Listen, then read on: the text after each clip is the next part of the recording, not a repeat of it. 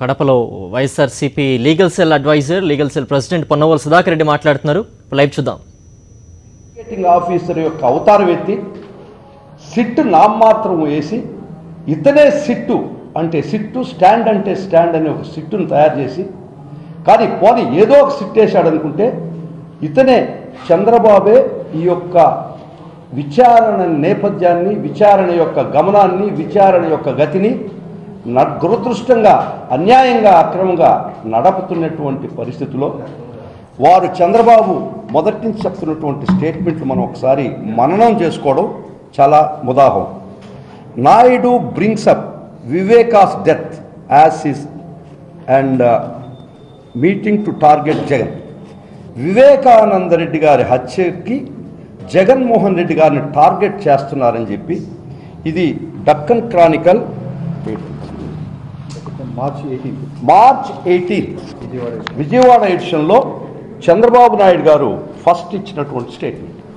ఈ హత్యతో వైఎస్ జగన్మోహన్ రెడ్డి గారిని టార్గెట్ చేస్తా ఉన్నటువంటి పరిస్థితిలో వారు ఇచ్చినటువంటి ఒక స్టేట్మెంట్. ఇది వాళ్ళ కుటుంబీకులు చేసుకున్నారు.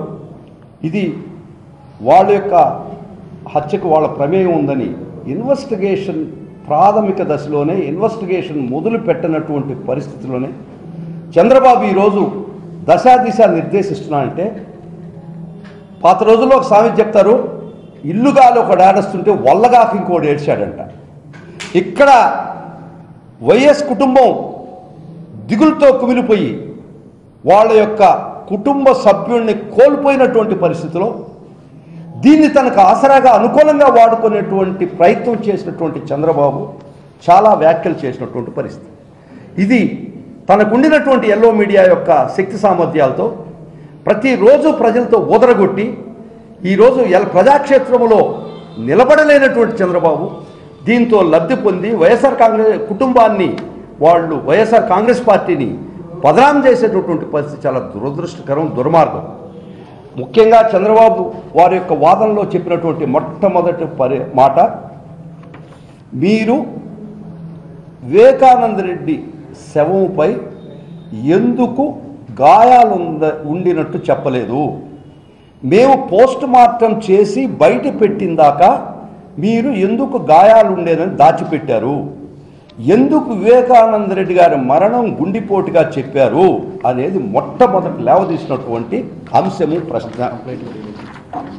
ఎవరు చంద్రబాబు, మీరు ఎందుకు కంప్లైంట్ ఇవ్వలేదు, మీరు వెంటనే ఎందుకు ఇవ్వలేదు, ఇచ్చినా కూడా ఇది గుండెపోటు అని మీరు ఎందుకు కంప్లైంట్ ఇచ్చారు, గాయాలు ఉండేటువంటి విషయం మీరు ఎందుకు దాచిపెట్టారు అని చంద్రబాబు చెప్పినటువంటి పరిస్థితి.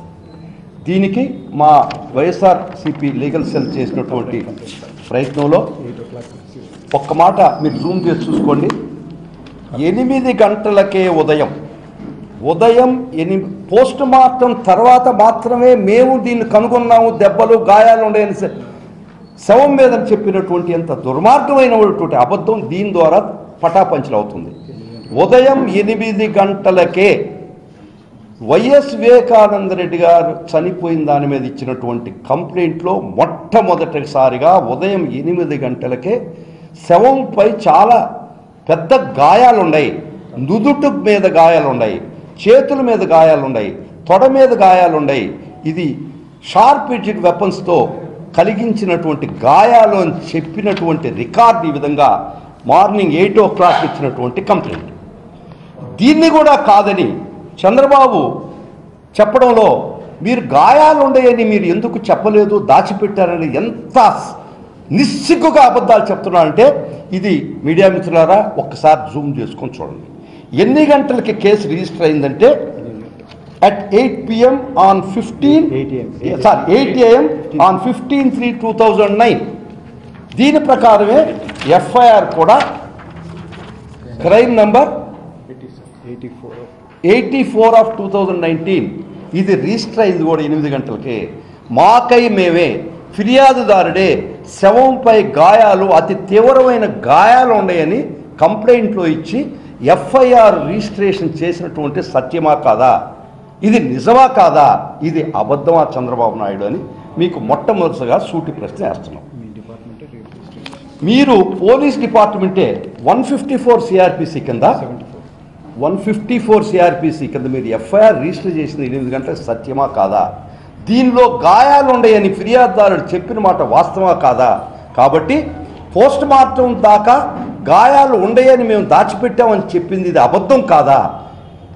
ఏమి ఆశించి నువ్వు ఈ విధమైనటువంటి అబద్ధాలు చెప్తున్నావంటే నువ్వు ఒక దురదృష్టకరమైన సంఘటన తీసుకొని నీ యొక్క పబ్బం గడుపుకొని ప్రజల్ని తప్పుదోవ పట్టించే ఉద్దేశం కాదా? అవునా? ముఖ్యంగా మీరు ఇంకోటి రైజ్ చేశారండి. తర్వాత మీరు ఇంక్వెస్ట్ చేయలేదు, శవ పంచాయతీ చేయలేదు, చేయకుండా మీరు శవాన్ని ఎందుకు తరలించారని చంద్రబాబుకి తెలిసి మాట్లాడారా, తెలియక మాట్లాడారా, లేక తెలిసి తెలియక మాట్లాడారా, తెలిసి కూడా మీరు అబద్ధం చెప్పారని దానికి ఇంకొక తార్కాణం. ఇది ఇంక్వెస్ట్. మీరు శవ పంచాయతీ జరగలేదని ఎంత నిస్సిగ్గుగా అబద్ధాలు చెప్పారంటే ఇదిగోనండి ఇంక్వెస్ట్. ఈ ఇంక్వెస్ట్ 9 గంటలకే శవ పంచాయతీ జరిగింది. ఇది నిజమా కాదా?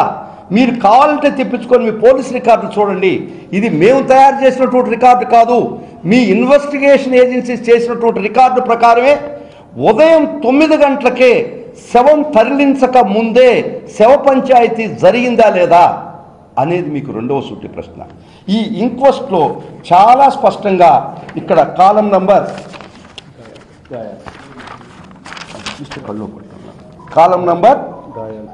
7 కాలం నంబర్ 7 ఉదయం 9 గంటలకు జరిగినటువంటి శవ పంచాయతీలో మేము గాయాలు ప్రతి ఒక్క గాయం స్పష్టంగా రాసి ఉన్నదా లేదా చంద్రబాబు? మీకు రెండవ సూటి ప్రశ్న. మీరు చెప్పేది ఏంటంటే మేము పోస్ట్ మార్టం జరిగిన దాకా మీ గాయాలు మేము దాచిపెట్టినట్టు మీరు చెప్తున్నటువంటి ఎంత దుర్మార్గమైనటువంటి అబద్ధం మీరు ప్రచారం చేస్తున్నారు. మేము ఉదయం ఇచ్చినటువంటి 8 గంటలకు ఇచ్చినటువంటి కంప్లైంట్లో చాలా స్పష్టంగా రాశాం. ఉదయం 9 గంటలకు జరిగినటువంటి శవ పంచాయతీలో కాలం నంబర్ 7లో ప్రతి గాయాన్ని గురించి రాసినటువంటి పరిస్థితి. ఇది అవునా కాదా చంద్రబాబు నాయుడు? మీకు రెండవ సూటి ప్రశ్న. మూడవది, మీరు బ్లడ్ అక్కడ సీన్ ఆఫ్ అఫెన్స్లో తుడిచేశారు, దీన్ని మాయం చేశారని మరి ఇంకో దుర్మార్గమైన అబద్ధం మీరు చెప్పడం జరిగింది. ఈ ఫోటో చూస్తే ఇక్కడ ఎక్కడైనా రక్తపు మరకలు తుడిచినట్టు ఉన్నదా? మీరు ఒక్కసారి గుండె మీద చేసుకొని మీ మనస్సాక్షిని అడగండి. మీడియా మిత్రులారా మీరు చూడండి, మీకంతా సర్క్యులేట్ చేస్తాం. ఈ ఫోటోని బట్టి మేము పోలీసు వచ్చిన తర్వాత తీసినటువంటి ఫోటోలు పోలీసు తీసినటువంటి పరిస్థితి. ఈ ఫోటోలు మేము తీసినవి కాదు. 154 ఎఫ్ఐఆర్ రిజిస్టర్ అయిన తర్వాత 156 సిఆర్పిసి కింద మీరు ఇన్వెస్టిగేషన్ మొదలుపెట్టిన తర్వాత పోలీసు వారు తీసినటువంటి ఫోటోలు దీనిలో ఉన్నాయి. ఇంకా ఫోటోలు చూపించండి. దీనిలో ఎక్కడైనా రక్త మరకలు చెరిపినట్టు ఉన్నవా? చంద్రబాబు మీరు జవాబు చెప్పండి. ఇవి చూడండి, బాత్రూంలో ఎక్కడైనా రక్తపు మరకలు చెరిపినట్టు ఉన్నవా? మీరు జవాబు చెప్పాల్సినటువంటి పరిస్థితి. ఓకదంపుడు ఉపన్యాసాలు స్టేజ్ మీద మీటింగ్కి ఎక్కి మీరు ఎలక్షన్ ప్రాపగాండా చేసినట్టు ఒక దురదృష్టకరమైనటువంటి హత్య కేసు మీరు తప్పుదోవ పట్టించడం మీకు ఎంతవరకు సమంజసమని అడుగుతున్నా. బట్టలు తొలగించినారని మీరు కొత్త బట్టలు వేశారని మీరు ఎంత పచ్చి నిస్సిగ్గుగా అబద్ధం చెప్పారంటే ఈ ఫోటోలో చూస్తే వివేకానంద, ఇది పోలీస్ తీసినటువంటి ఫోటోలు. ఈ ఫోటోల్లో వివేకానంద రెడ్డి గారు చనిపోయినప్పుడు వేసుకున్నటువంటి గుడ్డలు తొలగించినట్టు ఉన్నవా, లేక ఆ గుడ్డలే ఆ క్లోత్సే పంచనామాలో కూడా ఉన్నాయి వివేకానంద రెడ్డి గారు వేసుకున్నట్టు ఉండవా? మీరు ఒక్కసారి గమనించాల్సిన పరిస్థితి. 9 గంటల పంచనామాలో కూడా బట్టలు ఏ కలర్ బట్టలు వేసుకుని చాలా స్పెసిఫిక్గా రాస్తుంది. హత్య జరిగినటువంటి టైంలో blue colour stripe night dress వేసుకున్నట్టు మేము రాసి ఉన్నదా లేదా? ఇక్కడ గుడ్డలు తొలగించి మీరు కొత్త గుడ్డలు మేము వేసినట్టు మీరు ప్రచారం చేస్తుంటే మీరు ఒక దురదృష్టమైన సంఘటన. మీరు ఎలక్షన్ ప్రచారంలో వాడుకొని వైఎస్ కుటుంబీకుల మీద ఇంత దురదృష్టకరమైనటువంటి అపవాదులు అన్యాయంగా మీరు వేసి ప్రజలను మభ్యపెట్టాలని చూస్తే మీకు ఇది ధర్మమా? చంద్రబాబు మిమ్మల్ని చుట్టుకాడుతున్నా. ఇక్కడెక్కడైనా గుడ్డలు తొలగించబడినట్టుండవా, కొత్త గుడ్డలు వేసినట్టుండయా, ఫ్రెష్ క్లాత్స్ వేసినట్టు మీకు అనిపిస్తుందా అడుగుతున్నా. ఆధారాలు ఎక్కడైనా ఉన్నాయా? ఇవన్నీ పక్కన పెడితే మీరు ఇన్వెస్టిగేషన్ చేసినటువంటి మరుక్షణం మీరు సిట్ హెడ్డా? మీరు ఇక్కడ ఇమ్మీడియట్గా మీరు లైవ్లోకి వచ్చి ఈ హత్య వైఎస్ కుటుంబీకులే చేసినారు అని మీరు నిస్సిగ్గుగా చెప్పారా లేదా, మీ స్టేట్మెంట్లో ఉన్నదా లేదా అని మిమ్మల్ని ప్రశ్నిస్తున్నా. ఒక్కసారి చూడండి. Naidu brings up Viveka's death.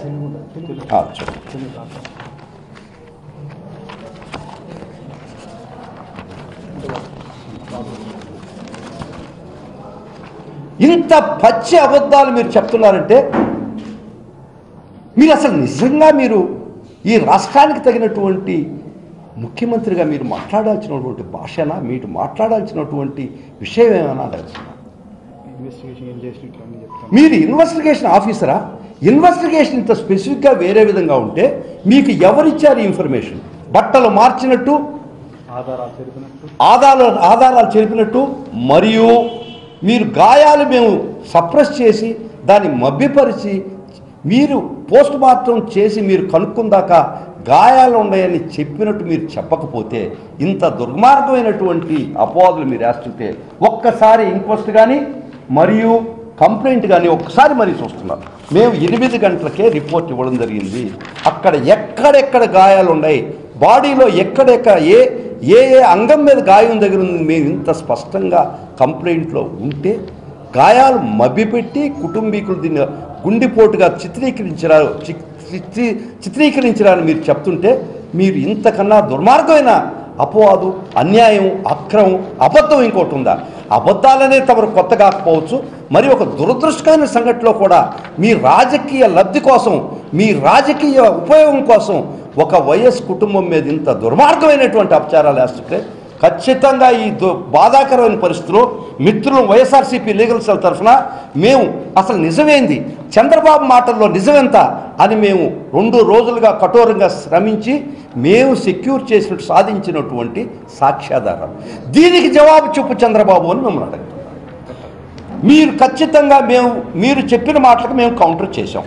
ఇది నిజమా అబద్ధమా, ఇది మీ పోలీస్ రికార్డు కాదా అవునా, ఇది కంప్లైంట్ మేము ఇచ్చింది అవునా కాదా, ఇది రిజిస్టర్ చేసిన ఎఫ్ఐఆర్ అవునా కాదా, ఇది శవ పంచాయతీ జరిగిందా లేదా, మీరు శవ పంచాయతీ కూడా జరగలేదు, శవాన్ని మీరు తొలగించారని ఎంత అబద్ధం చెప్పారంటే, ఇక్కడ ఇంక్వెస్ట్ రిపోర్ట్లో 9 గంటలకే ఇంక్వెస్ట్ స్టార్ట్ అయింది. ఇక్కడ ఇంక్వెస్ట్లో మేము ఎక్కడైనా గుండెపోటు వల్ల మరణించామని చెప్పుకున్నావా? ఇక్కడ మీరు చూస్తే కాలం నంబర్ చూడండి, కాలం నంబర్ ఒక్క నిమిషం అండి, కాలం నంబర్ 15, కాలం నంబర్ 15లో ఈ మరణము గాయాల వలన సంభవించింది అని రాస్తున్నదా లేదా అని మిమ్మల్ని అడుగుతుందా?